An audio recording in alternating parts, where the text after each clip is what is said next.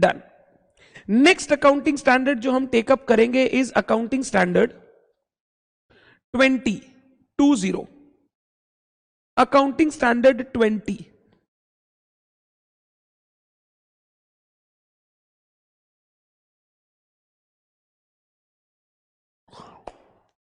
Accounting standard 20 का नाम earnings पर शेयर, अर्निंग्स पर शेयर,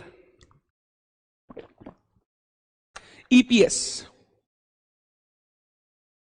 अकाउंटिंग स्टैंडर्ड 20 और शेड्यूल 3 बोलता है कि एक कंपनी को अपने statement of profit and loss के फेस पर ईपीएस का डिस्क्लोजर करना चाहिए, अर्निंग पर शेयर का। जो कंपनी ईपीएस का डिस्क्लोजर करेगी, दो टाइप का EPS, basic EPS and diluted EPS का डिस्क्लोजर आपको करना पड़ेगा।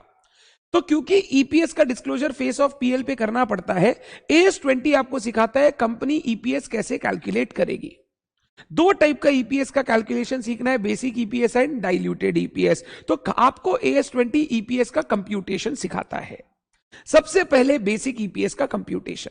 बेसिक ईपीएस का फॉर्मूला दिया गया, profit available for equity share holders, net profit available for equity share holder, जिसको आप पाफेश भी बोल सकते हो, divided by weighted average number of equity shares, profit available for equity shareholder divided by weighted average number of equity share, PAFESH divided by वानोस। सबसे पहला आया PAFESH. Profit available for equity share holder कैसे calculate करते हैं, profit after tax, PL में जो PAT आया minus preference dividend, profit available for equity share holder equal to profit after tax minus preference dividend. जो प्रॉफिट से preference dividend देना है उसको माइनस करो, जो बैलेंस बचा वो पाफेश हो गया, profit available for equity share holders. ध्यान रखना है कुछ बातों का। नंबर 1, अगर कोई रिजर्व्स वगैरह में ट्रांसफर हो रहा है, उस ट्रांसफर को आपको कंसीडर नहीं करना है, डिडक्ट नहीं करना है। तो क्यों डिडक्ट नहीं करना है सर? बिकॉज रिजर्व्स में जो ट्रांसफर हो रहा है ना, वो अल्टीमेटली शेयर होल्डर का ही है। अल्टीमेटली फाइनली जब आप देखोगे वो रिजर्व्स फाइनली शेयर होल्डर को ही मिलने हैं। तो क्योंकि आपने प्रॉफिट कमाया है, you have earned that profit, भला ही आप उसको रिजर्व में ट्रांसफर करो, फर्क नहीं पड़ेगा। हम लोग जब पाफेश निकालेंगे तो ट्रांसफर ऑफ रिजर्व को इग्नोर किया जाएगा। सर जनरल रिजर्व में ट्रांसफर किया, देखने का दरकार नहीं है। सर डीआरआर में ट्रांसफर किया, देखने का दरकार नहीं है, चाहे कोई भी रिजर्व हो। अगर आप ट्रांसफर टू रिजर्व कर रहे हो तो उसको डिडक्ट करने का दरकार नहीं है। नंबर 2, प्रेफरेंस डिविडेंड के लिए बोला गया, अगर डिविडेंड प्रेफरेंस शेयर अगर क्यूमुलेटिव इन नेचर है, क्यूमुलेटिव डिविडेंड डिक्लेयर हुआ या नहीं हुआ, आपको प्रेफरेंस डिविडेंड माइनस करना है। बट अगर प्रेफरेंस शेयर नॉन क्यूमुलेटिव है, नॉन क्यूमुलेटिव डिविडेंड तभी माइनस करेंगे जब डिक्लेयर हुआ है, जब तक डिक्लेयर नहीं होगा डिविडेंड माइनस करने का दरकार नहीं है। तो for cumulative preference share company ने लॉस किया या प्रॉफिट किया फर्क नहीं पड़ता, डिविडेंड हमेशा माइनस किया है वेदर इट इज डिक्लेयर्ड और not. For non cumulative preference share dividend तभी माइनस करेंगे जब it is declared by the company. अगर कंपनी ने ड्यूरिंग द ईयर लॉस किया है, कंपनी जानती है डिविडेंड देगी नहीं, तो उस केस में नॉन क्यूमुलेटिव का डिविडेंड माइनस करने का दरकार नहीं है। तो सबसे पहले पाफेश का कंप्यूटेशन हो गया, पाफेश हुआ PAT minus preference dividend, PAT minus preference dividend. अगर प्रेफरेंस डिविडेंड पे कोई टैक्स है तो उस टैक्स को भी माइनस करेंगे। अब ये टैक्स हट गया है क्योंकि कॉर्पोरेट डिविडेंड टैक्स हटा दिया गया है इनकम टैक्स एक्ट से, अब वो एग्जिस्ट करता नहीं है। तो हमारे लिए formula is PAT minus preference dividend. Transfer to reserve को हम लोग कभी भी कंसीडर नहीं करते हैं। Next, weighted average number of equity share. Normally आप लोग क्या करते हो, एफएम में जब ईपीएस कैलकुलेट करते हो तो आफेश divided by number of equity shares करते हो। हम लोग अकाउंट्स में नंबर ऑफ इक्विटी शेयर की जगह weighted average number of equity share लेते हैं। हम लोग इक्विटी शेयर्स का वेटेड एवरेज करते हैं taking time factor as weight, taking time factor as weight. मान लो साल के शुरू में 10,000 शेयर था, साल के बीच में हमने 5,000 शेयर और इश्यू किया। जब हम लोग 5,000 शेयर को नंबर ऑफ शेयर्स में इंक्लूड करेंगे ना, हम लोग उसका टाइम फैक्टर को वेट लेंगे। हम लोग बोलेंगे 10,000 शेयर पूरा 12 महीने के लिए था, बट 5,000 शेयर 6 महीने के लिए था, मतलब इफेक्टिवली 2,500 शेयर पूरा साल भर के लिए आपने इश्यू किया था। तो मेरा weighted average number of equity share 12,500 होगा, 15,000 नहीं होगा। एफएम में जनरली हम लोग number of closing number of equity shares लेते हैं, बट हम लोग जब यहां पे कैलकुलेट करेंगे हम लोग हमेशा वानोस लेंगे। Weighted average number of equity share होता है number of equity shares outstanding during the period considering time factor as weight. तो अगर साल के बीच में कोई इश्यू हुआ है, बाईबैक हुआ है, हम लोग उसको वानोस में इंक्लूड करेंगे। कब से? From the date when the consideration is actually received. जब से आपने उसका यूटिलाइजेशन, उसका प्रॉफिट पर इफेक्ट आया है, तब से आपको उसको वानोस में इंक्लूड करना है, शुरू से इंक्लूड करने का दरकार नहीं है। तो वानोस का कैलकुलेशन इस अकाउंटिंग स्टैंडर्ड का सबसे इंपॉर्टेंट कैलकुलेशन है। आगे वानोस कैलकुलेशन हम लोग जब करते हैं तो नंबर ऑफ इक्विटी शेयर्स को जो ड्यूरिंग द ईयर इश्यू हुआ है उसको इंक्लूड करते हैं from the date when the shares are issued, when the consideration is received. अगर हम लोग मान लो कैश कंसीडरेशन के लिए शेयर इश्यू किए हैं तो from the date when the consideration received वहां से उसको वानोस में इंक्लूड करेंगे। अगर हमने इश्यू किया है shares for consideration other than cash तो जिस दिन हमको वो कंसीडरेशन रिसीव हुआ हम लोग उसको वहां से वानोस में इंक्लूड करेंगे। हम लोग अगर शेयर इश्यू कर रहे हैं for conversion of debenture, for settlement of a liability, जिस दिन वो सेटलमेंट इफेक्टिव हुआ वहां से हम लोग उसको वानोस में इंक्लूड करेंगे। तो वानोस में नंबर ऑफ शेयर जो आपने करंट ईयर में इश्यू किया है वो इंक्लूड किया जाएगा when the consideration becomes effective, जब आपको वो कंसीडरेशन रिसीव हुआ वहां से आप उसको वानोस में इंक्लूड करोगे। हाउएवर कुछ स्पेशल केसेस है। पहला स्पेशल केस बोनस शेयर या शेयर स्प्लिट। बोनस शेयर या शेयर स्प्लिट में कंपनी क्या करती है, फ्री में शेयर्स इश्यू, बोनस शेयर में फ्री में नया शेयर इश्यू होता है, स्प्लिट में क्या होता है कंपनी का एग्जिस्टिंग शेयर्स तोड़ दिया जाता है इनटू छोटा छोटा शेयर्स। अगर ड्यूरिंग द ईयर कंपनी ने कोई बोनस शेयर दिया है, नया शेयर इश्यू किया है या शेयर स्प्लिट हुआ है, AS20 बोलता है बोनस शेयर के केस में, शेयर स्प्लिट के केस में आप इन नए शेयर्स को वानोस में इंक्लूड करोगे from the beginning of the earliest reported period. मान लो हम लोग का साल के शुरू में शेयर था 10,000, हमने 1 जुलाई को 10,000 बोनस शेयर इश्यू किया है तो हम ये नहीं बोलेंगे बोनस शेयर 10,000 1 जुलाई से लेना है, क्योंकि ये बोनस शेयर का पीछे कोई कंसीडरेशन नहीं आया है। हम लोग ऐसा मानेंगे ये शेयर 1 जुलाई को नहीं, ये शेयर साल के शुरू में इश्यू हो गया था। और वानोस कैलकुलेट करते समय 10,000 नए शेयर्स को पूरे 12 महीने का वेट देंगे, हम लोग कभी भी 7 महीने 9 महीने 10 महीने का वेट नहीं देंगे। इसीलिए अगर बोनस शेयर कंपनी इश्यू करती है तो उसको वानोस में इंक्लूड करना है from the beginning of the earliest reported period. Earliest reported period का मतलब करंट ईयर में जब वानोस निकालोगे वो तो बिगिनिंग से आएगा ही, आपको उसके साथ साथ लास्ट ईयर का जो ईपीएस आपने डिस्क्लोज किया था, हम लोग जानते हैं हम लोग हमेशा पीएल में कंपैरेटिव फिगर देते हैं, तो लास्ट ईयर का जो ईपीएस आपने डिस्क्लोज किया था उसको भी आपको रीस्टेट करना पड़ेगा। क्यों रीस्टेट करना पड़ेगा, क्योंकि अगर आप रीस्टेट नहीं करोगे, करंट ईयर में शेयर्स बढ़ा है, पैसा नहीं आया तो अर्निंग नहीं बढ़ा, इसके कारण जब आप देखोगे ईपीएस 2 साल का तो आपको कंपैरेटिव नहीं दिखाई देगा, वो कंपैरिजन सही नहीं होगा। इसीलिए हम मानते हैं कि अगर ये बोनस लास्ट ईयर इश्यू हुआ था होता एकदम शुरू से तो फिर हम लोगों का दोनों साल का ईपीएस कैसा दिखाई देता। अगर ये शेयर स्प्लिट इस साल इश्यू नहीं होके, शेयर स्प्लिट इस साल नहीं होके लास्ट ईयर हुआ होता तो हमारा ईपीएस कैसा दिखाई देता, उसके बेसिस पे हम लोग ईपीएस का डिस्क्लोजर करते हैं। तो बोनस शेयर के केस में हम लोग हमेशा ध्यान देंगे वानोस में बोनस शेयर इंक्लूड होगा not from the date when the share are issued but from the beginning of the reporting period. और ये रिपोर्टिंग पीरियड नहीं, अर्लीस्ट रिपोर्टिंग पीरियड। उस पीएल में आप जो जो रिपोर्टिंग पीरियड को रिपोर्ट कर रहे हो, जो जो ईयर को रिपोर्ट कर रहे हो, उसमें जो अर्लीस्ट रिपोर्टेड पीरियड है उसका बिगिनिंग से मानिएगा ये शेयर आपने इश्यू कर रखा है। बोनस के केस में, शेयर स्प्लिट के केस में, दोनों के केस में हम लोग इसी तरीके से कैलकुलेट करेंगे। राइट शेयर्स के केस में, राइट शेयर क्या होता है, राइट शेयर होता है सर, राइट शेयर होता है सर वो शेयर जो कंपनी ने सस्ते दाम पर इश्यू किया है अपने एग्जिस्टिंग शेयर होल्डर को, सस्ते दाम पर इश्यू किया है अपने एग्जिस्टिंग शेयर होल्डर को। अब क्योंकि कंपनी सस्ते दाम पे शेयर इश्यू कर रही है, राइट शेयर्स के अंदर भी एक बोनस एलिमेंट होता है, एक छोटा ही सही बट कुछ शेयर कंपनी ने फ्री में इश्यू किए हैं। अगर कंपनी नॉर्मल दाम पे इश्यू करता, नॉर्मल दाम पे, तो कंपनी को कम शेयर इश्यू करना पड़ता। क्योंकि कंपनी ने कम दाम पे शेयर इश्यू किया है तो कंपनी को उसी पैसे के लिए ज्यादा शेयर इश्यू करना पड़ा। तो जो एक्स्ट्रा शेयर कंपनी में ने इश्यू किया है वो एक्चुअली फ्री में शेयर इश्यू किया जा रहा है शेयर होल्डर को, जिसको हम लोग बोलते हैं bonus element in a right issue. Right issue के केस में हम लोग जब वानोस का कंप्यूटेशन करेंगे हम लोग कुछ स्टेप्स फॉलो करेंगे।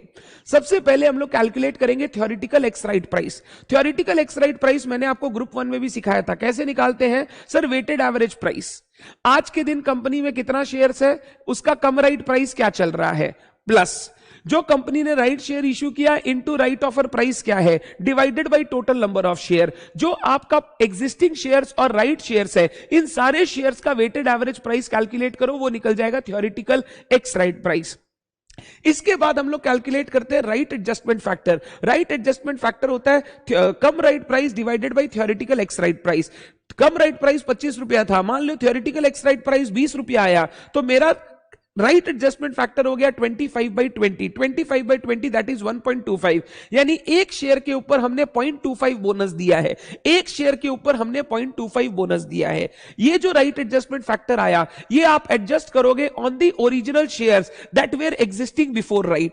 राइट इश्यू होने के बाद तो आपके पास पैसा आया, उस पैसे को बिजनेस में यूज करके प्रॉफिट कमाया, तो राइट इश्यू होने के बाद ये राइट एडजस्टमेंट फैक्टर काम का नहीं है। राइट इश्यू से पहले जो आपका ओरिजिनल शेयर्स था, उस ओरिजिनल शेयर्स पे आप राइट फैक्टर को एडजस्ट करोगे for the period before right, और उसके बाद आप राइट टोटल शेयर्स को आप कंसीडर करोगे from the date of right. मान लो पहले 1 लाख शेयर था, हमने 50,000 शेयर और राइट इशू किया, तो 1 लाख शेयर इंटू 1.25 जो हम 1.25 इंटू 3 महीना, मान लो हमने राइट दिया है 1 जुलाई को, तो पहला 3 महीना 1 लाख शेयर था, बट जो बोनस एलिमेंट है वो भी कब से आएगा, फ्रॉम द बिगिनिंग से। तो 1 lakh into 1.25 into 3/12 plus 1.5 lakh share, 1 lakh original 50,000 right share into 9/12, तो राइट एडजस्टमेंट फैक्टर कैलकुलेट करेंगे, और राइट एडजस्टमेंट फैक्टर को हम लोग क्या करेंगे, एडजस्ट कर देंगे, किससे, on the original shares that were existing before the right for the period before right, for the period before right.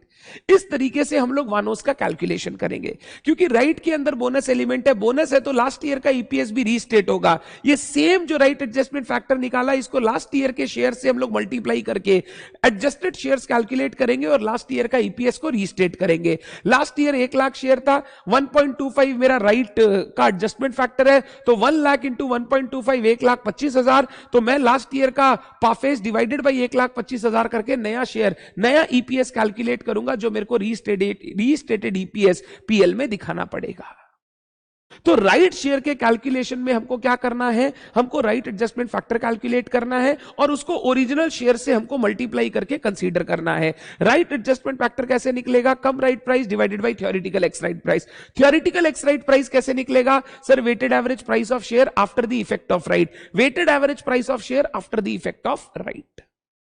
सबसे ज्यादा इंपॉर्टेंट एग्जाम में ये बोनस शेयर्स और राइट शेयर्स है, सबसे ज्यादा बार इंस्टीट्यूट इसी से क्वेश्चन पूछता है, चाहे बोनस हो, चाहे शेयर स्प्लिट हो, चाहे राइट हो, तीनों ही केस में लास्ट ईयर का ईपीएस को रीस्टेट करना पड़ेगा। क्यों रीस्टेट करना पड़ेगा, नहीं करोगे तो आपका 2 साल का ईपीएस कंपैरेटिव नहीं दिखाई देगा। बोनस शेयर ये सब चीज फ्री में इश्यू हो रहा है, नंबर ऑफ शेयर्स बढ़ रहे हैं बट अर्निंग में चेंज नहीं हो रहा है, तो अगर आप इसको सही से रीस्टेट नहीं करोगे तो आपका ईपीएस कंपैरेटिव नहीं होगा। आपको लगेगा कंपनी ने नुकसान किया या कम प्रॉफिट कमाया, जबकि कंपनी ने अच्छा ही परफॉर्म किया है, खाली नंबर ऑफ शेयर्स बढ़ गया था बिकॉज ऑफ बोनस और स्प्लिट।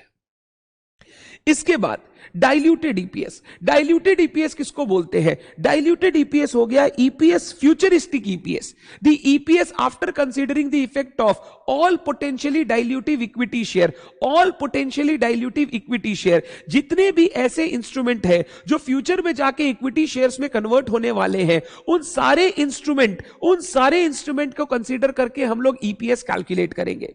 जैसे मान लो कंपनी के यहां कन्वर्टिबल डिबेंचर्स है, कन्वर्टिबल डिबेंचर्स, ये डिबेंचर्स फ्यूचर में जाके इक्विटी शेयर्स में कन्वर्ट होंगे। डाइल्यूटेड ईपीएस आपको यह बताना चाहता है जिस दिन ये डिबेंचर शेयर में कन्वर्ट होंगे उस दिन कंपनी का ईपीएस कितना होगा। जिस दिन डिबेंचर शेयर में कन्वर्ट होगा, इंटरेस्ट देने का दरकार नहीं बनेगा, तो आपका इंटरेस्ट देने का दरकार नहीं बनेगा तो आपका प्रॉफिट्स बढ़ेगा। आपका प्रॉफिट्स बढ़ेगा कितना से, पोस्ट टैक्स इंटरेस्ट से। जो आप पाफेश आज कमाते हो, आपको फ्यूचर में इंटरेस्ट देना नहीं पड़ेगा तो आपका प्रॉफिट बढ़ेगा पोस्ट टैक्स इंटरेस्ट से, डिवाइडेड बाय आज जो नंबर ऑफ शेयर्स है वो भी बढ़ जाएगा जैसे ही आप कन्वर्ट करोगे और कन्वर्ट करोगे और शेयर्स इशू करोगे, तो आपका प्रॉफिट भी बढ़ेगा, प्रॉफिट भी चेंज होगा, शेयर्स भी चेंज होगा। ये इफेक्ट को लेकर हमारा नया ईपीएस क्या होने वाला है, on the date when the debentures are converted, उसको अगर हम लोग कैलकुलेट करते हैं तो उसको हम लोग बोलते हैं डाइल्यूटेड ईपीएस।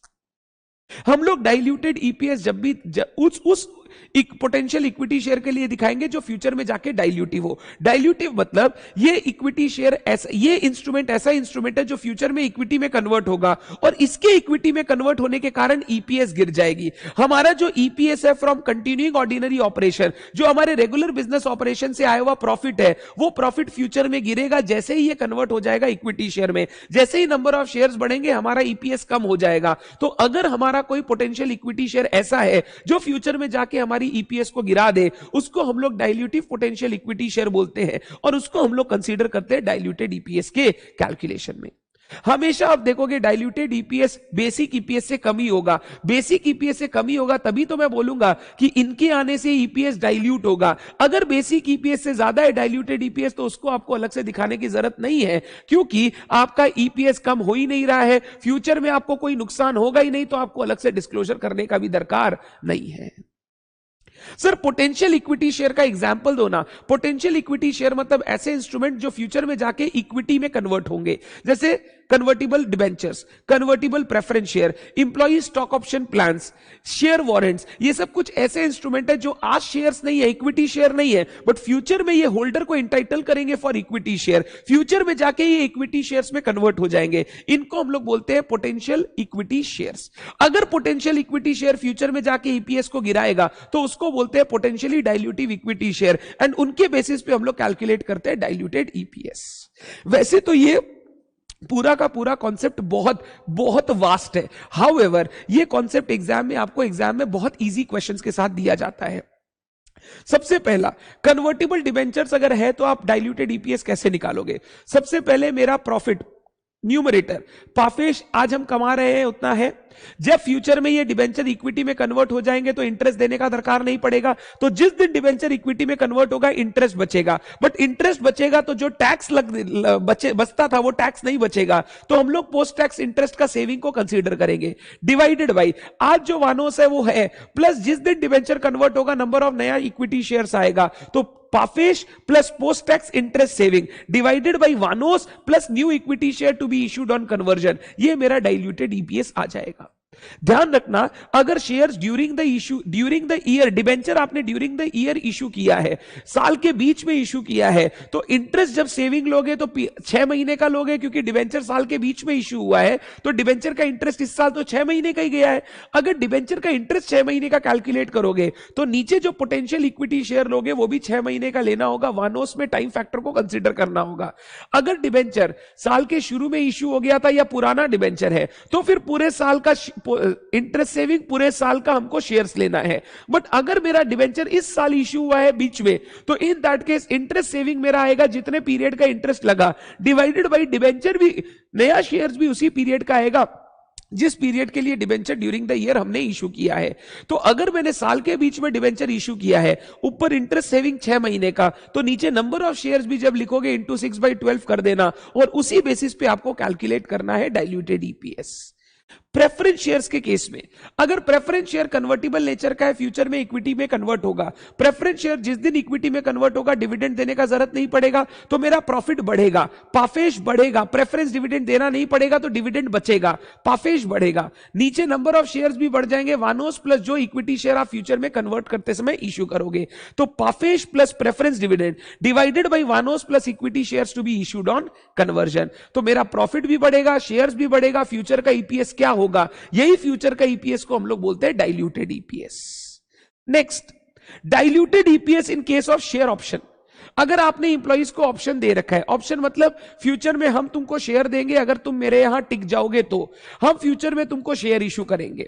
अगर ऑप्शन दे रखा है तो ऑप्शन पे तो आज कंपनी को कोई डिविडेंड इंटरेस्ट वगैरह देना नहीं पड़ता है, जिस दिन ये ऑप्शन शेयर्स में कन्वर्ट होंगे हमारा पाफेश उतना ही रहेगा, बट नंबर ऑफ शेयर्स बढ़ जाएंगे। नंबर ऑफ शेयर्स कितना बढ़ जाएंगे? सर स्टॉक ऑप्शंस हम लोग फ्री में दे जरूरी नहीं है, हम लोग स्टॉक ऑप्शन पे जब शेयर इशू करते हैं तो पैसा लेते हैं, तो नंबर ऑफ शेयर जो लेंगे हम लोग कौन सा लेंगे? जितना फ्री शेयर हम इशू कर रहे हैं। मान लो शेयर का प्राइस 25 रुपया, बट कंपनी बोला हम 1000 शेयर आपको देंगे 20 रुपया करके, 1000 शेयर 20 रुपया करके देंगे, मतलब 20,000 रुपया आएगा, 20,000 रुपया आएगा। अगर यही 20,000 रुपया 25 रुपया करके इशू करते तो कितना शेयर इशू करना पड़ता?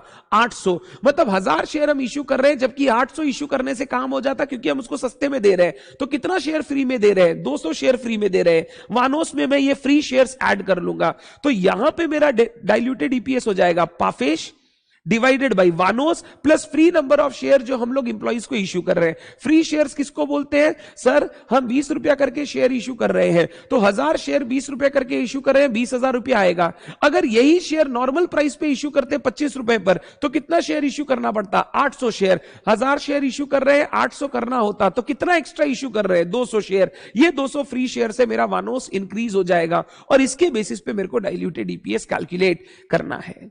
क्योंकि फ्यूचर में जब शेयर इश्यू होगा और 20 रुपया आएगा तब तो नया प्रॉफिट कमाएंगे, नया प्रॉफिट कमाएंगे तो प्रॉफिट भी बढ़ेगा, शेयर्स भी बढ़ेगा, कोई प्रॉब्लम नहीं है। बट जो शेयर आप फ्री में दे रहे हो, जिसके लिए आप पैसे नहीं ले रहे हो, वो शेयर आपकी ईपीएस को डाइल्यूट करेगा, ईपीएस को कम करेगा। उसको आपको कंसीडर करना पड़ेगा व्हाइल कैलकुलेटिंग डाइल्यूटेड ईपीएस। जितने भी आपके इंप्लॉई स्टॉक ऑप्शंस ग्रांटेड है, जितने भी आपके इंप्लॉई स्टॉक ऑप्शंस जो है, जो आपके फ्यूचर में जाकर वेस्ट हो सकते हैं, आपको उन सारे इंप्लॉई स्टॉक ऑप्शन को कंसीडर करके आपको ईपीएस कैलकुलेट करना पड़ेगा। इसको हम लोग बोलते हैं डाइल्यूटेड ईपीएस। डाइल्यूटेड ईपीएस क्या होता है? Futuristic EPS. अगर आज कोई कन्वर्टिबल डिबेंचर है, कन्वर्टिबल प्रेफरेंस शेयर है, स्टॉक ऑप्शंस है, ये फ्यूचर में जाके शेयर्स में कन्वर्ट होंगे। जिस दिन ये शेयर में कन्वर्ट होंगे उस दिन ईपीएस क्या होगा, उसको बोलते हैं डाइल्यूटेड ईपीएस। ये हमारा अकाउंटिंग स्टैंडर्ड क्या हो गया? Accounting standard 20। एक बहुत अच्छी चीज सीखी थी हमने, अगर हमारे यहां इक्विटी शेयर डिफरेंट क्लास के हो तो हम लोग ईपीएस कैसे प्रेजेंट करते हैं। मान लो हमारे यहां दो टाइप के इक्विटी शेयर है, 5 रुपया वाला इक्विटी शेयर, 10 रुपया वाला इक्विटी शेयर। सबसे पहले आपको यह सीखना है, आप जब ईपीएस डिस्क्लोज करोगे आपको दो ईपीएस अलग अलग डिस्क्लोज करनी पड़ेगी। बेसिक ईपीएस में 5 रुपए वाले का बेसिक ईपीएस कितना, 10 वाले का बेसिक ईपीएस कितना, डाइल्यूटेड में भी 5 वाले का कितना, 10 वाले का कितना। अभी हम लोग नॉर्मली बेसिक की बात करते हैं तो दो बेसिक ईपीएस डिस्क्लोज होगा, 5 वाले का अलग ईपीएस, 10 वाले का अलग ईपीएस। जितना पैसा लगाया उसके हिसाब से आपको अर्निंग्स में हिस्सा मिलेगा, तो जितना पैसा लगाया उसके हिसाब से अर्निंग में हिस्सा मिलेगा, तो दो ईपीएस आपको डिस्क्लोज करना पड़ेगा। तो सबसे पहले अगर different class of equity share है तो हमको डिफरेंट ईपीएस हर क्लास का डिस्क्लोज करना पड़ेगा। जब हम लोग ईपीएस कैलकुलेट करेंगे, वानोस कंसीडर करेंगे, हम लोग यूज करेंगे कॉन्सेप्ट ऑफ इक्विवेलेंट शेयर्स। सारे 5 रुपए वाले शेयर को 10 रुपए के शेयर में कन्वर्ट कर देंगे, फिर 10 रुपए के हिसाब से ईपीएस निकालेंगे, 10 रुपए के हिसाब से जो ईपीएस निकलेगा डिवाइडेड बाय 2 करेंगे तो 5 वाले का ईपीएस आ जाएगा। ये सारे 10 वाले शेयर को 5 में कन्वर्ट कर देंगे, 5 में कन्वर्ट करके 5 के हिसाब से ईपीएस निकाल लेंगे, फिर 5 का जो ईपीएस आया उसको डबल करेंगे तो 10 वाले का ईपीएस अपने आप आ जाएगा। जैसे आप लिक्विडेशन चैप्टर में करते थे, लिक्विडेशन चैप्टर में अगर different class of equity share हुआ तो हिसाब कैसे करना है, हम लोग उसमें करते थे। अगर different face value of equity share है तो हम लोग सारे शेयर्स को इक्विवेलेंट फेस वैल्यू में कन्वर्ट करके हिसाब करेंगे। तो यहां पे भी सारे 5 वाले शेयर को 10 में कन्वर्ट कर दो या सारे 10 वाले शेयर को 5 में कन्वर्ट कर दो, एक का ईपीएस निकालो, दूसरे का ईपीएस निकल जाएगा। सर अगर मान लो ऐसा हुआ, हमारे पास दो शेयर है, एक 10 रुपया वाला शेयर फुल्ली पेड, एक 10 रुपया वाला शेयर 8 रुपया पेड। अर्निंग्स के केस में दोनों ही जगह इक्विवेलेंट का कॉन्सेप्ट यूज होगा। 10 रुपया वाले शेयर को 8 में कन्वर्ट कर लो या 8 वाले सारे शेयर्स को 10 में कन्वर्ट कर लो। इक्विवेलेंट शेयर में कन्वर्ट करने के बाद ईपीएस निकालो, जो 10 वाले का ईपीएस आया उसका 80% ईपीएस 8 वाले का होगा। अगर मैंने 10 रुपया लगाया तो मेरे को 10 रुपया के हिसाब से अर्निंग मिलेगा, तुमने 8 रुपया लगाया तो तुमको 8 के हिसाब से अर्निंग मिलेगा। तो मेरे को जो अर्निंग मिलेगा उसका 80% तुमको मिलेगा, तुमको पूरा नहीं मिलेगा। तो अगर different class of equity share है, हम लोग हमेशा इक्विवेलेंट शेयर्स का कॉन्सेप्ट यूज करेंगे और उसके बेसिस पे अर्निंग्स कैलकुलेट की जाएगी। ये मेरा कॉन्सेप्ट था अर्निंग पर शेयर का। तुम्हारे एग्जाम के लिए सबसे ज्यादा important bonus share.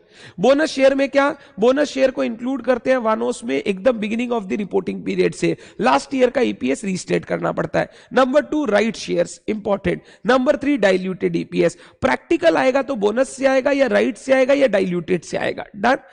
Case study generally कम देता है इस एज से, बट अगर दे देगा तो आपको कहीं से भी पूछ सकता है। मैंने कुछ केस स्टडी ले रखी है, वो हम लोग डिस्कस करेंगे, बट ज्यादातर इस क्वेश्चन से आपको प्रैक्टिकल क्वेश्चन दिखाई देगा। इस बार मेरे को लगता है AS20 से तुमको एक क्वेश्चन एग्जाम में दिखेगा। आइए हम लोग कुछ क्वेश्चंस करते हैं AS20 पर।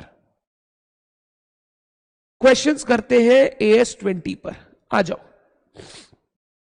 पहले मैं सारे प्रैक्टिकल क्वेश्चन सल्टाऊंगा, फिर हम लोग एक से एक केस स्टडीज डिस्कस करेंगे, ठीक। क्वेश्चन नंबर 23 देखते हैं।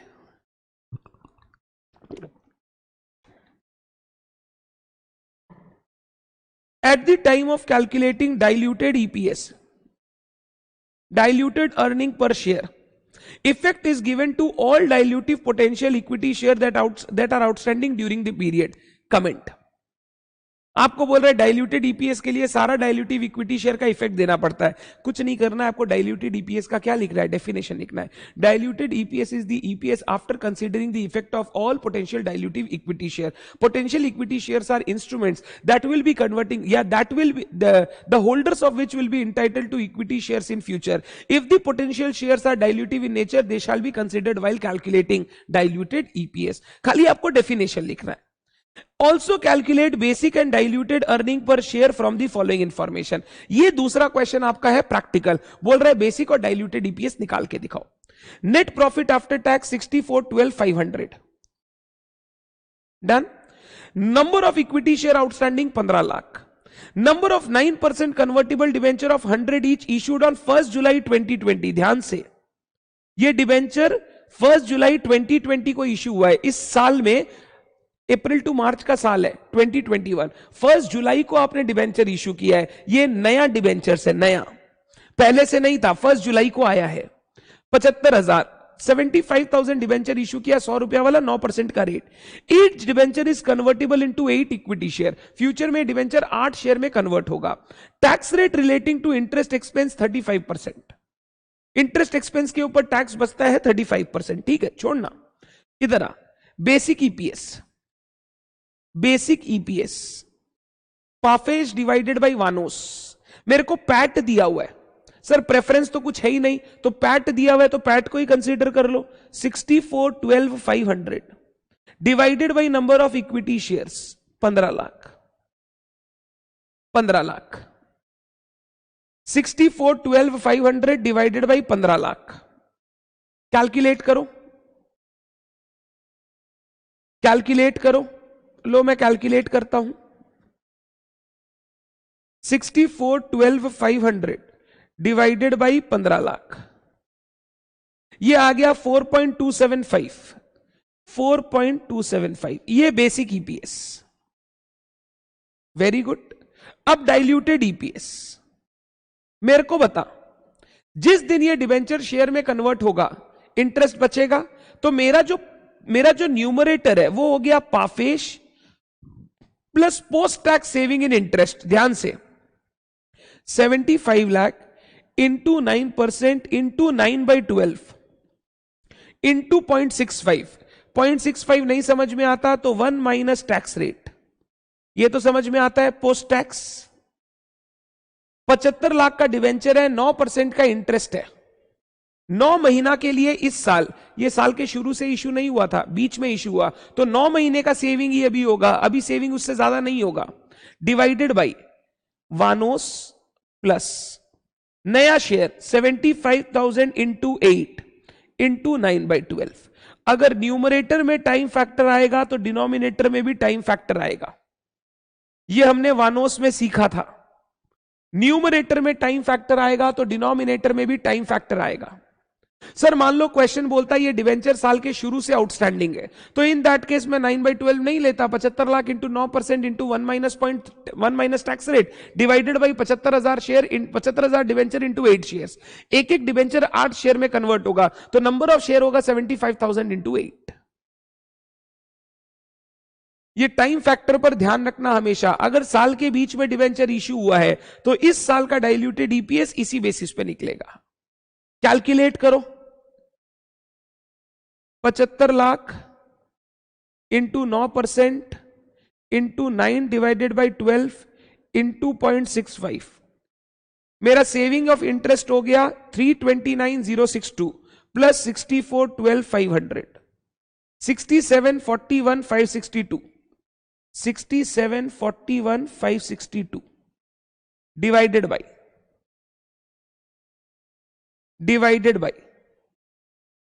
Done. 75,000 into 8 into 9 divided by 12 plus कितना शेयर्स था पहले 15 लाख डिवाइडेड बाई 1950। कैलकुलेट कर लीजिए 3.4572। ये आपका डाइल्यूटेड ईपीएस। जिस दिन आपके डिबेंचर कन्वर्ट होंगे आपका ईपीएस कम हो जाएगा और ईपीएस हो जाएगा 3.45।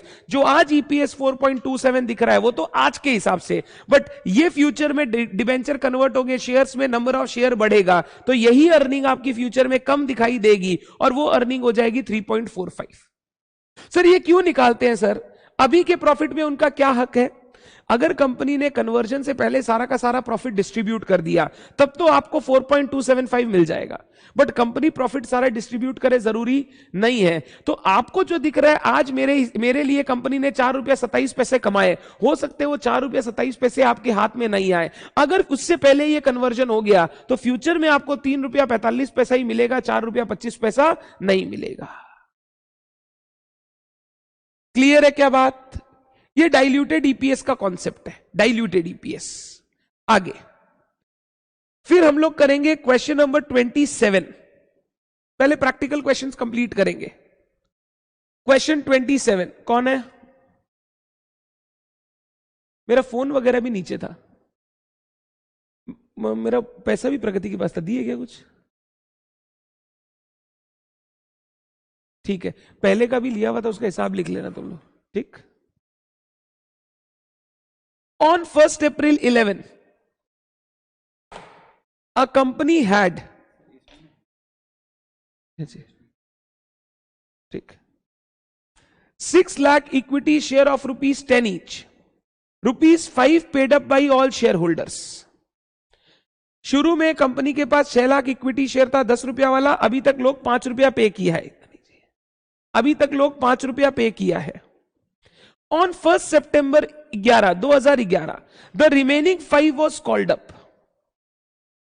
1 सितंबर को हमने 5 रुपया और मंगवा लिया, तो पहले 5 रुपया ही मंगवाया हुआ था, 1 सितंबर को और 5 रुपया मंगवाया, तो हम लोग जब वानोस कैलकुलेट करेंगे ध्यान से 5 रुपए के हिसाब से बात करेंगे। And paid up by all share holder except one share holder having 60,000 share. लो वो पेमेंट भी नहीं किया। The net profit for the year ended 31st March 12 was 2196 after considering dividend on preference share 340। ये 2196 is after considering dividend of preference share, तो ये पाफेश दे दिया, पाफेश। You are required to calculate basic EPS for the year ended 31st March 12। आपको basic EPS निकालना है। करना क्या है? पाफेश दिया हुआ है, सिर्फ वानोस निकालना है, वानोस।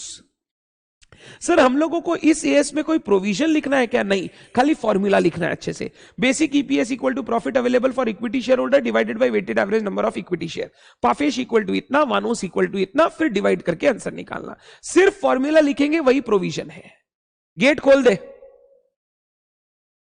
वानोस कैलकुलेट करता हूं, 6 लाख इंटू 5/10 रुपीज 5/10 अप्रैल, ये पूरे साल कर लेता हूं, पूरे साल इंटू 12 मंथ्स।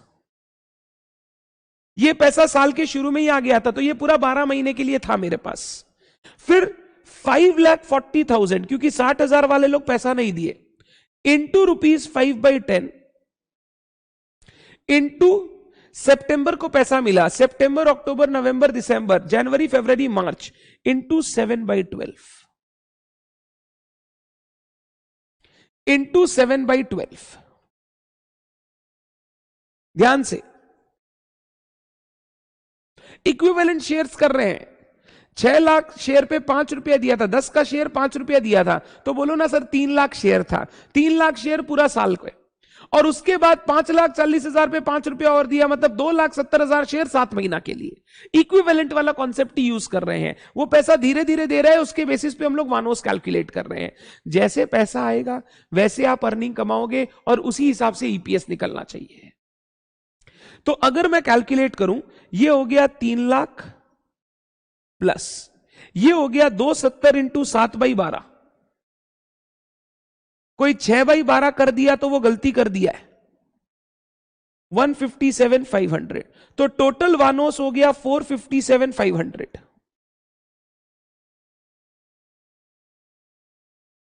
देव हम लोग पूरे 5 रुपए को यहां पूरे साल का कंसीडर कर चुके हैं। अगर मैं यहां 5/12 करता तो फिर मेरे को यहां चेंज करना पड़ता। मैं यहां पे पूरे साल भर का 5 रुपए का इफेक्ट ले चुका हूं, तो यहां पे अब 5 रुपए का इफेक्ट आएगा, 10 रुपए का इफेक्ट नहीं आएगा। तो मेरा बेसिक ईपीएस हो गया, पाफेश दिया हुआ है 2196 डिवाइडेड बाय वानोस 457,500।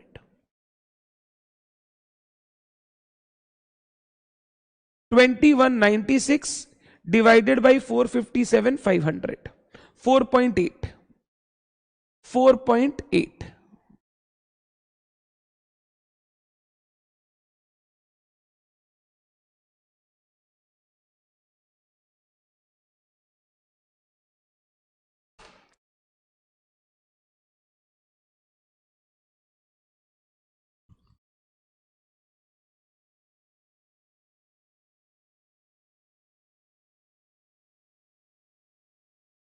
वही आएगा देव, करेक्ट है, कोई प्रॉब्लम नहीं है। आपने किया 6 लाख इंटू 5/5 फिर 540 इंटू 10 इंटू 7/12 और 60,000 इंटू 5/7/12, मतलब दो पार्ट में बांट लो। 60,000 वाला लोग 5 रुपया ही दे रखा पूरे साल, 540 वाला लोग 5 रुपया दिया फॉर 5 मंथ्स, 10 रुपया दिया फॉर 7 मंथ्स। एकदम करेक्ट है, कर सकते हैं, कोई प्रॉब्लम नहीं है। वेरी गुड, बहुत बढ़िया, अच्छा किया आपने, ये सबने राइट किया। आगे चलता हूं, क्वेश्चन नंबर 28। पहले प्रैक्टिकल क्वेश्चंस कर लेते हैं, यहीं से घुमा फिरा के क्वेश्चन आएगा। पहले practical. X limited supplied the following information, you are required to compute basic EPS.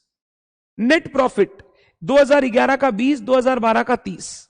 Number of share outstanding prior to right issue 10 lakh, right issue से पहले 10 लाख शेयर था। राइट इशू किया 1 new share for each 4 outstanding, 1:4। 10 lakh के ऊपर 1:4 मतलब 2.5 lakh share, बता दिया। Right issue price 20 रुपया। Last date of exercise of right 31 March 2012। March, इस बार ईयर है जनवरी टू दिसंबर, ध्यान रखना ईयर जनवरी टू दिसंबर है। और नीचे बोला fair value of 1 equity share immediately prior to right was 25 रुपया, कम राइट प्राइस। ये राइट शेयर का क्वेश्चन दिया है। पहले हम लोग इस साल का बात करते हैं, ईयर 2012। राइट शेयर्स के केस में हमको सबसे पहले निकालना पड़ता है right adjustment factor, theoretical x right price. Theoretical x right price, ये मैं कॉपी में कर लेता हूं, इधर आ जाओ। Question number 28, number 1, theoretical x right price. पहले शेयर्स कितना था? 10 लाख। उनका फेयर वैल्यू क्या था? 25 रुपया। हम कितना शेयर ऑफर करेंगे? 2.5 लाख। उसका वैल्यू कितना? 20 रुपया, divided by 12.5 lakh share, divided by 12.5 lakh share. Weighted average price, weighted average. तो अगर मैं इसको कंप्यूट करूं तो 10 lakh into 25 plus 2.5 lakh into 20 यानी 50, 300 हो गया, डिवाइडेड बाई 12.5, 24, 24, तो ये हो गया ₹24। Theoretical x right price ₹24। तो राइट एडजस्टमेंट फैक्टर हो गया, राइट एडजस्टमेंट फैक्टर 25/24, 25/24, 1.04166। ये मेरा राइट एडजस्टमेंट फैक्टर हो गया। अब वानोस कैसे कैलकुलेट करेंगे ये देख लो अच्छे से। ओरिजिनल शेयर्स कितना था? 10 lakh into right adjustment factor into right दिया हमने कब? 31 मार्च को, 31 मार्च को डेट ऑफ एक्सरसाइज 31 मार्च। तो जनवरी फरवरी मार्च 3 महीना, पहला 3 महीना into 3/12 plus 12.5 lakh share into 9/12, 12.5 lakh share into 9/12। Right adjustment factor हम लोग एडजस्ट करेंगे only on the original shares. Right shares पे वापस फैक्टर एडजस्ट नहीं करेंगे, उसके अंदर वो फ्री शेयर्स ऑलरेडी इंक्लूडेड है।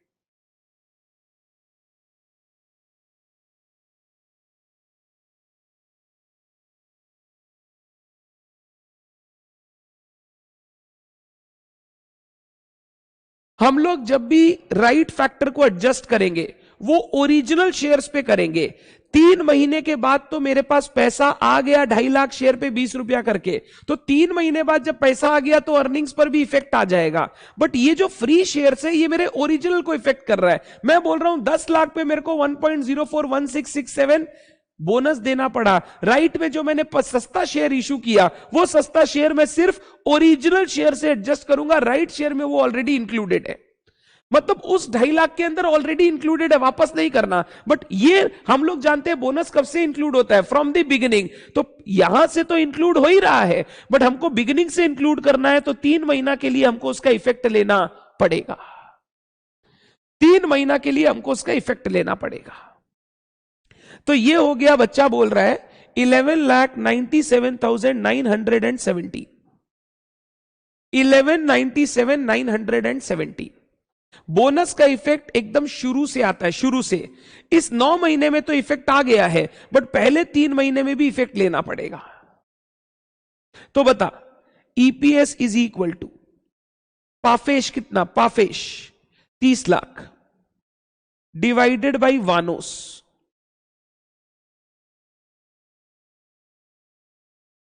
30 लाख डिवाइडेड बाई वानोस रुपीस, कैलकुलेट करो। बच्चा बोल रहा है 2.504, 2.504 पाफेज डिवाइडेड बाई वानोस,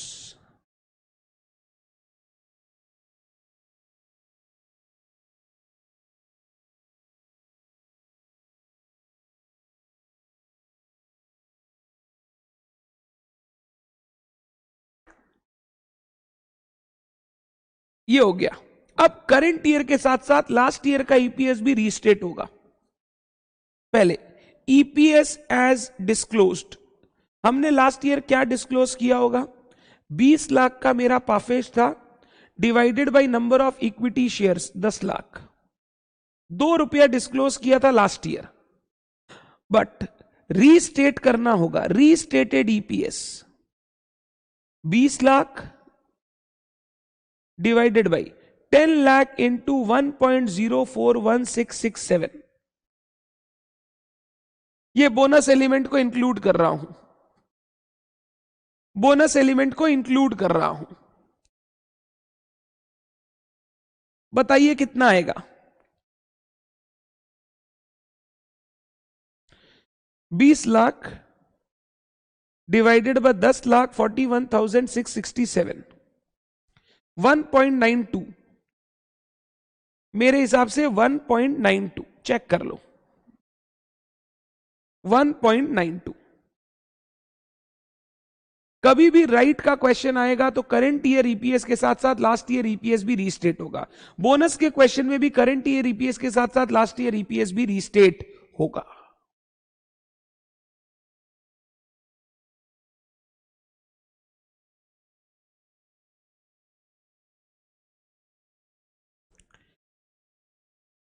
डन है बात। AS20 के प्रैक्टिकल क्वेश्चन में आपको कोई भी ज्ञान नहीं लिखना है, सिर्फ फॉर्मूला अच्छे से लिख के आएंगे। Question 29, calculate basic earning per share. Net profit 11, 18 lakh, net profit 2012 60 lakh, number of equity share outstanding until 30 September 2012 20 lakh. Bonus issue 1 October, 2 equity share for each equity share outstanding on 30 सितंबर, मतलब 2:1। तो बोनस हो गया 20 लाख के ऊपर 40 लाख और 40 lakh share, 20 lakh into 2/1, 40 lakh share का हम लोग बोनस दे रहे हैं। बोनस बताओ, बोनस वानोस में कब से इंक्लूड होगा, 1 अक्टूबर जिस दिन इशू हुआ या शुरू से? सर शुरू से इशू होगा, शुरू से आएगा। तो मेरा अगर कोई पूछेगा बेसिक ईपीएस 2012, तो मैं बोलूंगा पाफेज 60 लाख डिवाइडेड बाई वानोस 20 lakh plus 40 lakh, ₹1। Basic EPS ₹1। अब बेसिक ईपीएस 2011, सबसे पहले जो हमने डिस्क्लोज किया था 18 लाख का क्या था, पाफेश 20 लाख शेयर था, तो हमने डिस्क्लोज किया था 0.9 लास्ट ईयर, 0.9। बट हमको इसको रीस्टेट करना होगा, restated EPS. PAFES 18 lakh, number of share 20 lakh plus 40 lakh 60 lakh, 0.3 actual में भैया अर्निंग तो 3 गुना बढ़ा है। पहले 30 पैसा था, अब 1 रुपया हो गया। Earning has increase 3 times. 3 times मतलब जो था उसका 3 टाइम्स हो गया अब। बट अगर आप 0.9 से कंपेयर करोगे तो आपको लगेगा अर्निंग ऐसा कुछ बड़ा ही नहीं है। Earnings have increase. 18 लाख का प्रॉफिट 60 लाख हो गया, ट्रिपल हुआ है प्रॉफिट। बट आप जब तक रीस्टेट नहीं करोगे वो ट्रिपल दिखाई नहीं देगा। क्या बोनस, राइट, डाइल्यूटेड और वो पार्टली पेड शेयर्स वाले कॉन्सेप्ट सब क्लियर है? यहीं से घुमा फिरा के आपको प्रैक्टिकल एग्जाम में देगा, या बोनस दे दे, या राइट दे दे, या डाइल्यूटेड दे दे, या पार्टली पेड दे दे, डिफरेंट क्लास दे दे, कुछ भी दे सकता है आपको। इन्हीं में से घुमा फिरा के देगा।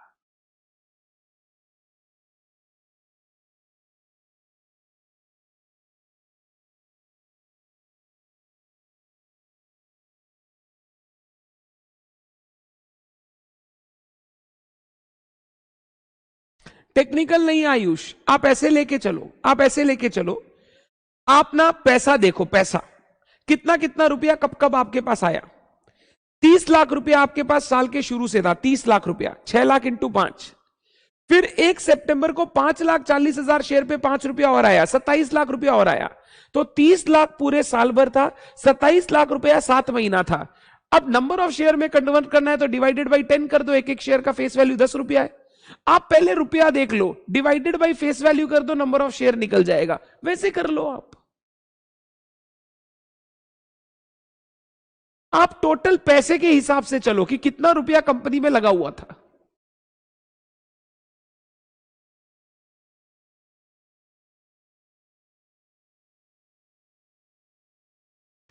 चलिए अब मैं ना थोड़े जो केस स्टडी बेस्ड क्वेश्चन है उनको लेना शुरू करता हूं।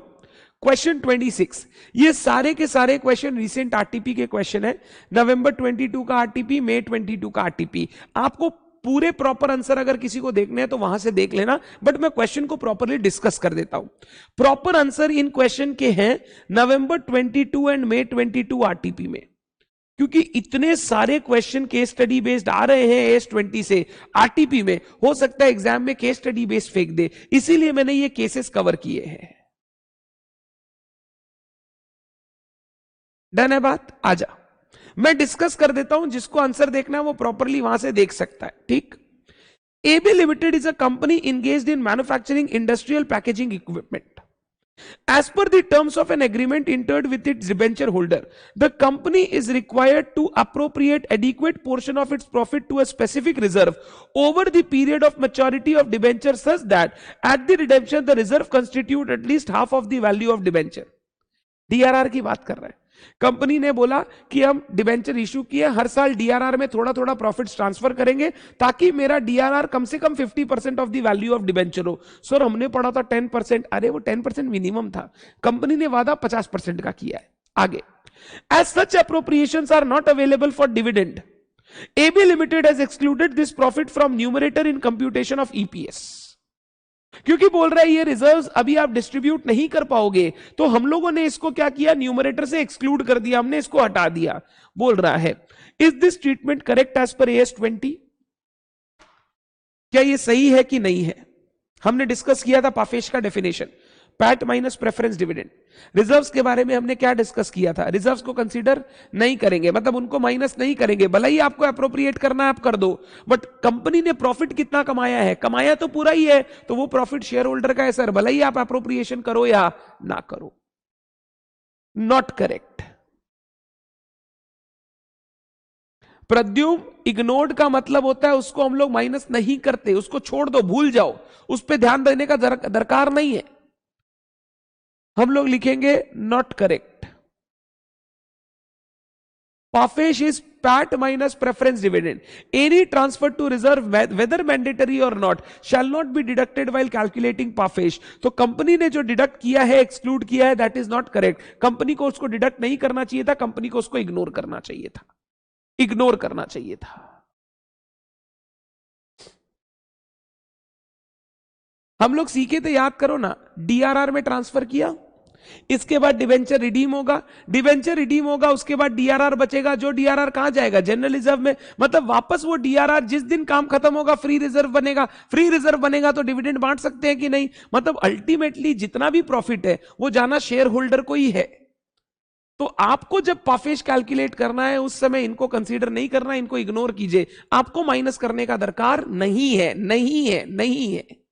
आप इनको इग्नोर कीजिए, देखिए ही मत. बोला जो कर रहा है कर, मेरा तो पाफेश होगा PAT minus preference dividend. Clear है बात? नेक्स्ट क्वेश्चन, इधर आओ. X limited as at 31 March 21 has income from continuing ordinary operation of rupees 2,40,000.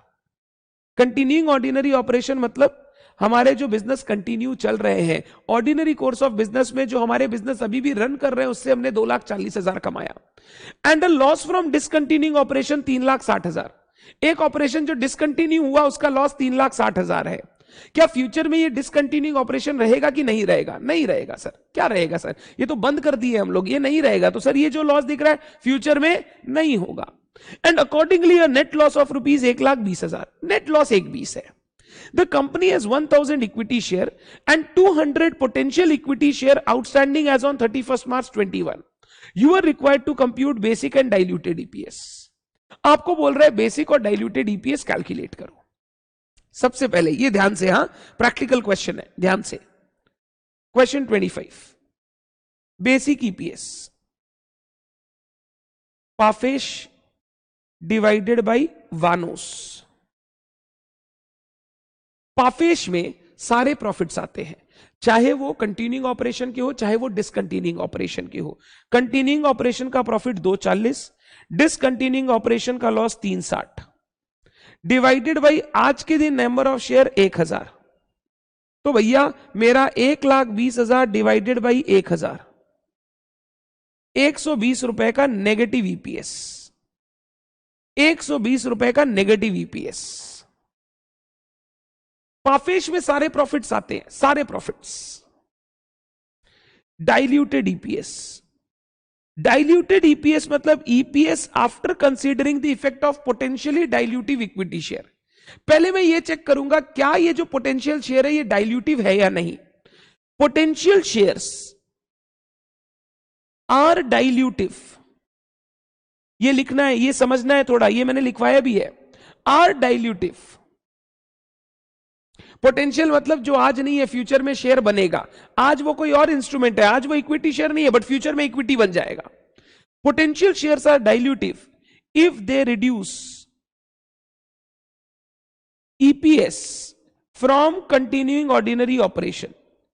अगर पोटेंशियल शेयर्स हमारा ईपीएस रिड्यूस करते हैं तभी वो डाइल्यूटिव माने जाएंगे. कौन सा ईपीएस? जो कंटिन्यूइंग ऑर्डिनरी ऑपरेशन से ईपीएस आ रहा है. कंटिन्यूइंग ऑर्डिनरी ऑपरेशन मतलब जो ऑपरेशन फ्यूचर में भी कंडक्ट होंगे. जो डिसकंटिन्यू वो तो बंद हो जाएंगे. तो डाइल्यूटेड के लिए हम लोग इफेक्ट देखते हैं, पहले चेक करते हैं डाइल्यूटिव है या नहीं. उसके लिए हम लोग ऑर्डिनरी ऑपरेशन जो कंटिन्यू कर रहा है उसको देखते हैं. तो मैं बोल रहा हूं EPS from continuing ordinary operation. आज के दिन ईपीएस क्या है कंटिन्यूइंग ऑर्डिनरी ऑपरेशन का? 2,40,000 डिवाइडेड बाई 1,000, 240 रुपया. EPS after considering potential equity shares 2,40,000 divided by 1,200, 200 रुपया. क्या मेरा ईपीएस गिर रहा है? Since EPS is falling, potential shares are dilutive. ये शेयर्स डाइल्यूटिव है, डाइल्यूटिव है. Potential shares are dilutive.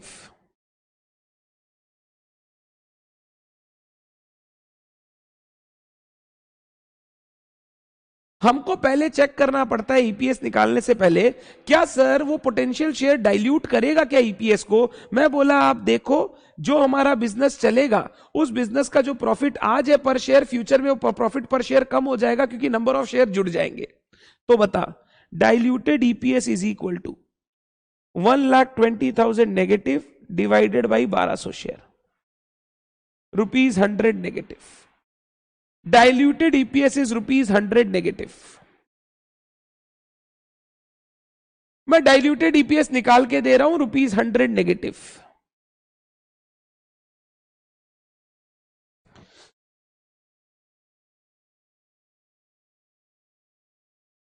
ये शेयर्स फ्यूचर में आपकी अर्निंग्स को डाइल्यूट करेंगे। जो कंटिन्यूइंग ऑर्डिनरी ऑपरेशन से आपका अर्निंग आ रहा है वो फ्यूचर में कम हो जाएगा। क्यों? क्योंकि नंबर ऑफ शेयर्स बढ़ेंगे। तो ये शेयर्स डाइल्यूटिव है।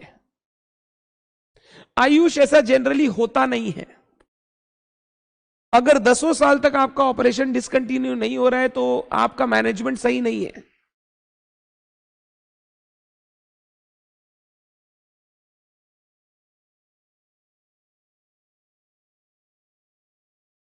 ये लाइन याद रखना है। Potential shares are dilutive if they reduce EPS from continuing ordinary operation. अगर जो कंटिन्यूइंग ऑर्डिनरी ऑपरेशन का ईपीएस है वो रिड्यूस हो जाता है फ्यूचर में, तो वो शेयर डाइल्यूटिव है। अर्निंग बढ़ नहीं रहा है, नंबर ऑफ शेयर्स बढ़ रहा है, तो वो डाइल्यूट कर रहा है अर्निंग्स को।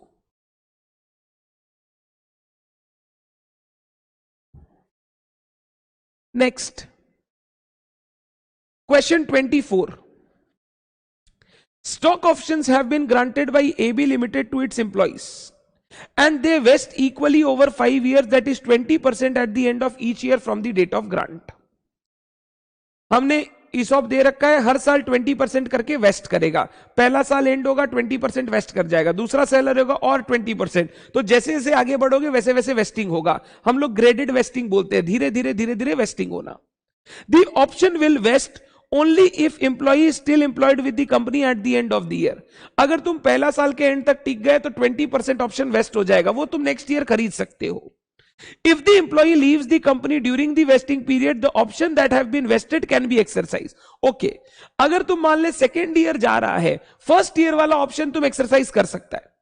थर्ड ईयर में जा रहा है तो फर्स्ट और सेकेंड वाला एक्सरसाइज कर सकता है। सर फर्स्ट ईयर में ही चला गया फिर तो कुछ भी नहीं मिलेगा। While the other would lapse, अगर सेकेंड ईयर में जा रहा है फर्स्ट वाला तुम एक्सरसाइज कर सकता है, but second, third, fourth, fifth वाला लैप्स हो जाएगा। Currently, AB Limited includes only the vested option for calculating diluted EPS. अभी वो लोग सिर्फ vested option को देख रहा है कि जो वेस्ट हो गया बस उसी को कंसीडर करेंगे। Should only completely vested option be included? Is this in accordance with AS20? ध्यान से, diluted EPS होता है EPS after considering the effect of all potentially dilutive equity share.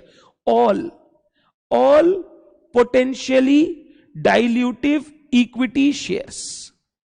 ये सारे इक्विटी शेयर को कन्वर्ट करना है जो फ्यूचर में पोटेंशियल रखते हैं इक्विटी शेयर बनने का, सारे इंस्ट्रूमेंट को कंसीडर करना है।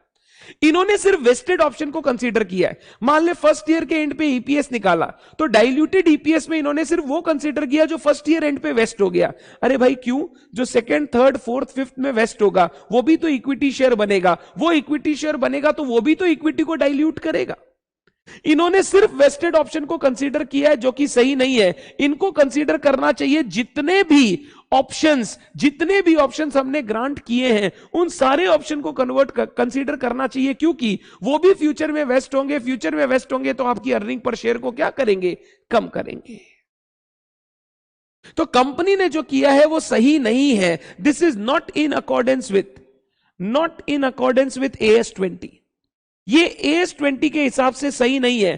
कंपनी को वो सारे ऑप्शन कंसीडर करने चाहिए जो उन्होंने ग्रांट कर रखे हैं वाइल कैलकुलेटिंग डाइल्यूटेड EPS। सिर्फ वेस्टेड ऑप्शन को मत देखो। अरे भाई जो वेस्ट हो गया वो तो देना ही है, जो वेस्ट नहीं भी हुआ वो भी तो इक्विटी शेयर बन सकता है। अगर वो इक्विटी शेयर बना तो हमारा अर्निंग क्या होगा ये बताओ। तो you will have to consider the effect of all potential dilutive equity share and not only the vested options. इसका अगर किसी को आंसर पढ़ना है तो ये दोनों तीनों क्वेश्चन नवंबर 22 मई 22 की आरटीपी में है, क्योंकि लगातार 2 आरटीपी से थ्योरेटिकल क्वेश्चन दिया जा रहा है। एक बार इन क्वेश्चंस को आप देखकर जा सकते हैं। मैंने क्वेश्चन पढ़ के आपको बता दिया क्वेश्चन बोलना क्या चाहता था, एक्सप्लेन क्या कर रहा था। एक बार आंसर सिर्फ आज नवंबर 22 मई 22 का आरटीपी निकाल के रीड कर लेना, आपको समझ में आ जाएगा।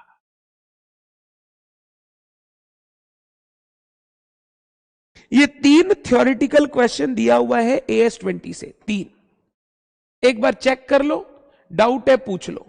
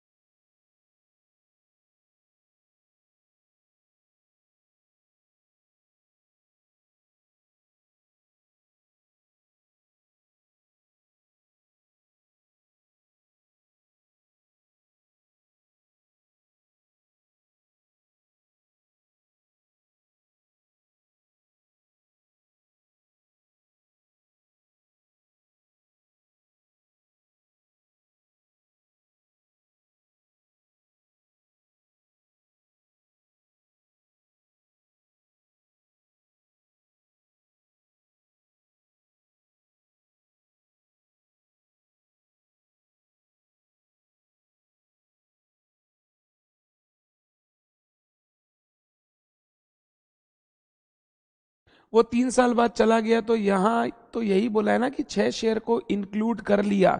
नहीं नहीं नहीं नहीं नहीं नहीं नहीं, देव वो लोग ये बोल रहा है कि अगर अभी 1 साल कंप्लीट हुआ है तो हमने 2 को इंक्लूड किया है। आप जो बोल रहे हो ना Dev, option expected to vest, expected to vest consider करेंगे तो चलेगा।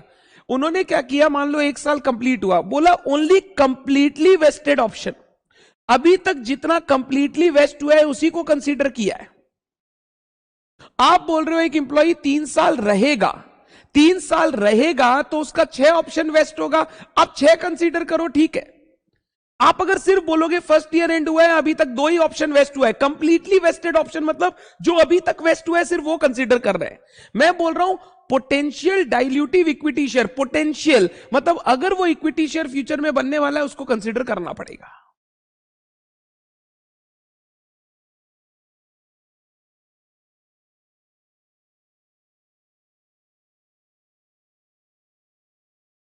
हम लोग जैसे कंप्यूटेशन करते हैं ना ईसॉप में, options expected to vest at the end of vesting period, उस चीज को कंसीडर करना चाहिए कि भैया कितना ऑप्शन टोटल में एक्सपेक्ट करता हूं कि वेस्ट होगा, उसके बेसिस पे कंप्यूटेशन करो, चलेगा।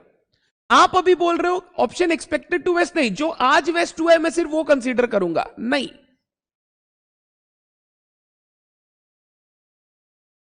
सिंपल 24 में प्रिया ये बोल रहा है, कंपनी बोल रहा है कि मान लो 5 साल के लिए हमने ऑप्शन दिया है, 1 साल खत्म हुआ है, तो जो 1 साल में वेस्ट हुआ है हम उसी को कंसीडर करेंगे एज पोटेंशियल इक्विटी शेयर।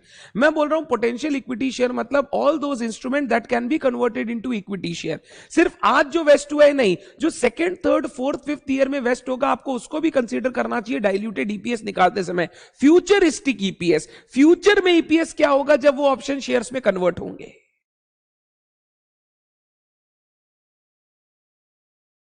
देव प्रोविजन में आपको समझाना पड़ेगा डाइल्यूटेड ईपीएस का meaning. Diluted earning per share refers to the EPS after considering the effect of all potential dilutive equity shares. ये आपका प्रोविजन होगा, इसीलिए मैंने बोला ना ये आरटीपी का क्वेश्चन है, इसके लिए आरटीपी आप रेफर कर लेना, खाली एक बार घुमा के देख लेना वो आंसर क्या लिखा है।